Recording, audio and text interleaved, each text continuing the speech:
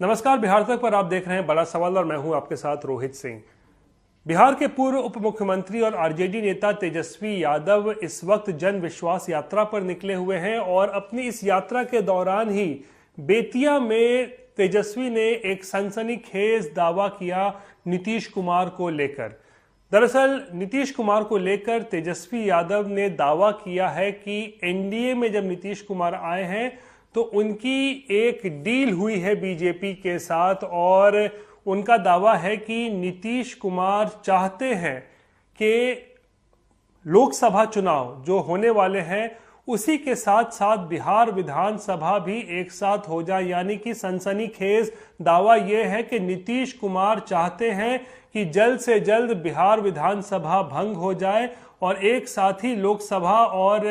विधानसभा का चुनाव हो जाए। और तेजस्वी का मानना है कि आज के समय में यानी आज की तारीख में बिहार में तीसरी नंबर की पार्टी जनता दल यूनाइटेड को ऐसा लगता है कि अगर लोकसभा के साथ साथ बिहार विधानसभा के भी चुनाव अगर हो जाते हैं तो फिर शायद संभवतः मोदी लहर में जनता दल यूनाइटेड को इसका फायदा मिल सकता है और लोकसभा के साथ साथ विधानसभा में भी नीतीश कुमार की पार्टी ज्यादा सीटें जीत सकती है। तो ये सनसनीखेज दावा किया है तेजस्वी यादव ने। हालांकि तेजस्वी के इन दावों को जेडीयू ने सिरे से खारिज किया है। जेडीयू का मानना है कि अब तेजस्वी यादव विपक्ष में चले गए हैं और इसीलिए कुछ भी अनाप शनाप आरोप लगा रहे हैं और दावे कर रहे हैं। लेकिन एक सवाल बड़ा ये खड़ा होता है कि क्या बिहार में विधानसभा को भंग किया जा सकता है आने वाले दिनों में? तो इसको लेकर एक जबरदस्त एक तरीके से कहें तो कयासबाजी लगाई जा रही है और दरअसल इसको लेकर दो थ्योरी भी जो है वो इस वक्त बिहार की राजनीति में जो है वो सुनने को मिल रही है। दरअसल एक चर्चा ये चल रही है बिहार की राजनीति में कि आगामी लोकसभा चुनाव में हो सकता है बीजेपी अपने कुछ विधायकों को लोकसभा चुनाव लड़वाए और अगर ऐसा होता है तो फिर विधानसभा की कुछ सीटें खाली हो जाएंगी। अगर वो विधायक लोकसभा के चुनाव जीत जाते हैं तो फिर विधानसभा की सीट उनकी खाली हो जाएगी और उसके बाद फिर उस पर चुनाव होगा, यानी कि बाय इलेक्शंस होंगे, उपचुनाव होंगे। और अभी फिलहाल जिस तलवार की धार पर एनडीए सरकार इस वक्त कह सकते हैं चल रही है उसको लेकर शायद ही बीजेपी चाहेगी कि बिहार में विधानसभा को इस वक्त भंग कर दिया जाए, क्योंकि इस वक्त अगर हम देखें संख्या के आधार पर तो बहुमत जब साबित किया नीतीश कुमार ने तो 129 की संख्या थी जो पक्ष में थे, जो विश्वास प्रस्ताव नीतीश कुमार लेकर आए थे और उसमें जो 3 थे वो आरजेडी के ही विधायक थे जो पाला बदलकर एनडीए के समर्थन में आ गए थे। लेकिन इस वक्त एक तरीके से कहें तो 122 का जो मैजिक फिगर है उससे बस कुछ ही विधायक ज्यादा इस वक्त एनडीए के पास है। और ऐसे में एक थ्योरी ये है कि अगर बीजेपी के विधायक कुछ चुनाव लड़ते हैं और सांसद बन जाते हैं तो उपचुनाव होगा और उपचुनाव में कुछ भी नतीजा निकल सकता है। अगर उपचुनाव में अगर आरजेडी के उम्मीदवारों की जीत हो जाती है और बीजेपी या जेडीयू की हार होती है तो फिर बिहार में सरकार गिरने तक का खतरा है। और इसीलिए शायद बीजेपी नहीं चाहती है कि बिहार में विधानसभा को इस वक्त भंग किया जाए। लेकिन दूसरी थ्योरी ये है कि नीतीश कुमार की ये कोशिश हो सकती है कि अगर बिहार विधानसभा इस वक्त भंग कर दिया जाए तो ये जनता दल यूनाइटेड के पक्ष में ये बात जा सकती है, क्योंकि देखिए जनता दल यूनाइटेड के इस वक्त जो है वो 45 ही विधायक है और ऐसे में जेडीयू को लगता है कि अगर विधानसभा भंग हो जाता है तो लोकसभा के साथ अगर ये चुनाव होते हैं तो जेडीयू के लिए एक सुनहरा मौका होगा कि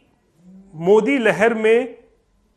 कुछ ज्यादा सीटें जो है वो बीजेपी के साथ साथ जो है जेडीयू भी जीत सकती है, खासकर विधानसभा में। और इसीलिए ये दो थ्योरीज जो है इस वक्त बिहार की राजनीति में जो है वो इस वक्त सुनने और देखने को मिल रही है। लेकिन बड़ा सवाल ये है कि क्या बिहार विधानसभा भंग किया जाएगा। तो इसको लेकर एक बात यह भी है कि अगर देखिए बिहार विधानसभा को भंग किया जाना भी होता तो संभवतः अब तक वो प्रक्रिया जो है वो पूरी कर ली जाती। यानी जब विश्वास प्रस्ताव भी लाया जा रहा था और जिस वक्त ऐसा लग रहा था कि शायद बीजेपी के कुछ विधायक बागी हो जाए या फिर जेडीयू के कुछ विधायक बागी हो जाए, तो हो सकता है उसी समय सरकार विचार करती कि विधानसभा को भंग किया जाए, लेकिन ऐसा कुछ भी नहीं हुआ। तो ऐसे में इस बात की संभावना काफ़ी कम नज़र आ रही है कि बिहार विधानसभा को भंग किया जाए, क्योंकि अगर मैं कह रहा हूँ अगर ये होना होता तो अब तक हो चुका होता। और ऐसे में बड़ा सवाल ये है कि अगर नीतीश कुमार चाहते हैं कि विधानसभा भंग हो तो क्या ये संभव है, ये दरअसल बड़ा सवाल है। 2022 में जब नीतीश कुमार वापस महागठबंधन में गए थे तो क्या उन्होंने लालू प्रसाद और राबड़ी देवी से माफी मांगी थी, और क्या तेजस्वी यादव जो दावा कर रहे हैं उन दावों में सच्चाई है, ये आज का दूसरा बड़ा सवाल है। क्योंकि आज जन विश्वास यात्रा के दौरान तेजस्वी यादव ने दूसरा सनसनीखेज जो है वो दावा किया, और उस दावे के मुताबिक तेजस्वी यादव का कहना है कि 2022 में जब आरसीपी सिंह का पूरा प्रकरण चल रहा था और नीतीश कुमार को इस बात का डर था या उन्हें ये लग गया था कि ऑपरेशन लोटस जो है वो उनके पार्टी के खिलाफ चलाया जा रहा है और शायद आरसीपी सिंह जनता दल यूनाइटेड को तोड़ने की कोशिश कर रहे हैं, तो उस वक्त नीतीश कुमार ने फैसला कर लिया था कि उन्हें अब बीजेपी के साथ नहीं रहना है और वापस वो आरजेडी के साथ गठबंधन करना चाहते थे। और इसीलिए तेजस्वी ने दावा किया है कि दोबारा से महागठबंधन में आने के लिए नीतीश कुमार पहुंचे थे लालू और राबड़ी के पास और उनसे माफी मांगी थी। यानी कि पहले जो उनको छोड़ कर गए थे या जो बातें हुई थी उसका हवाला दिया, और ये भी हवाला दिया कि बीजेपी उनके पार्टी को तोड़ने की कोशिश कर रही है और इसीलिए उन्होंने माफी मांगी लालू राबड़ी से, और फिर उसके बाद ही नीतीश कुमार को महागठबंधन में एंट्री दी गई थी। तो ये एक और सनसनीखेज दावा आज तेजस्वी यादव के तरफ से किया गया है। लेकिन सवाल ये उठता है कि इन दावों में कितनी सच्चाई है, क्योंकि